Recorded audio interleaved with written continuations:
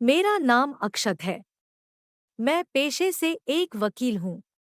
एक दिन मैं अपने ऑफिस में हमेशा की तरह बैठा था।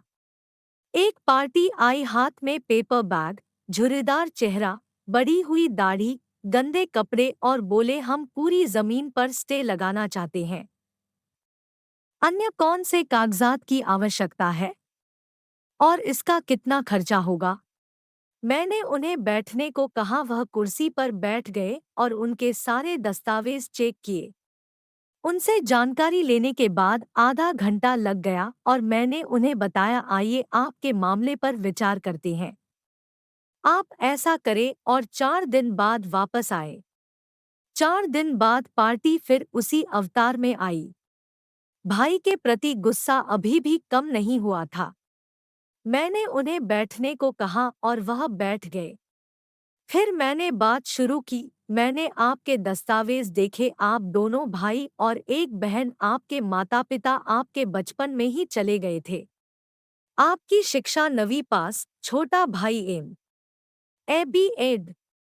आपने अपने भाई की शिक्षा के लिए स्कूल छोड़ दिया, खेती में लंगोटी पर मेहनत की, नितिन जीजा जी के कुएं पर पत्थर फोड़े, गणेश बाबू के गन्ने के खेत में मेहनत की, लेकिन भाई की शिक्षा के लिए पैसों की कमी नहीं आने दी।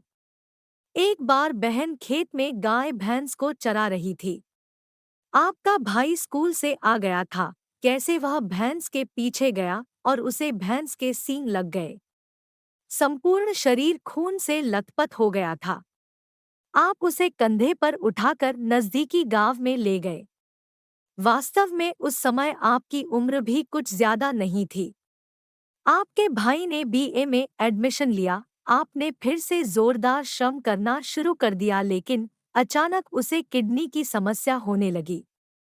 बहुत सारे अस्पतालों में इलाज किया, बाहर का भी किया, लेकिन कुछ असर नहीं हुआ।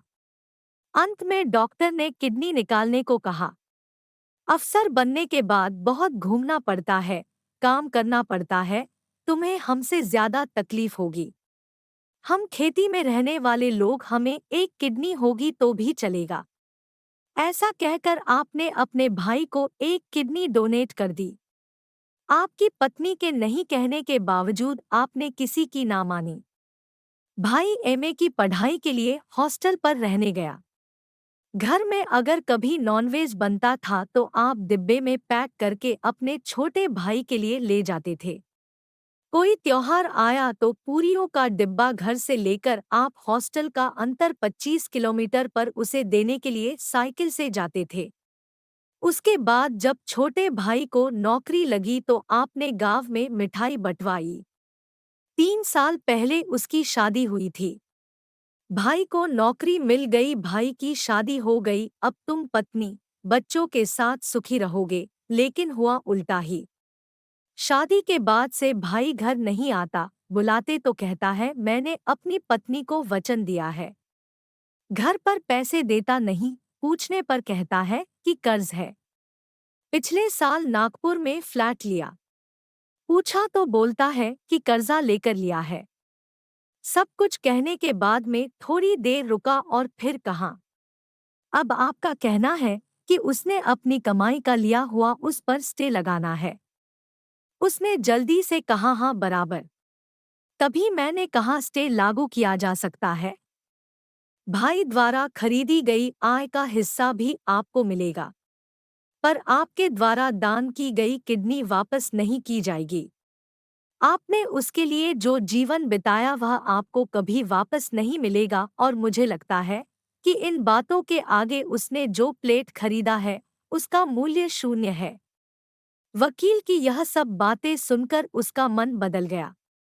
तभी वकील ने उसे कहा, आप उसके तरह मत बनो। वह भिखारी निकला और आप दिलदार थे और दिलदार ही रहिए। देखना आपको किसी भी चीज की कोई कमी नहीं होगी।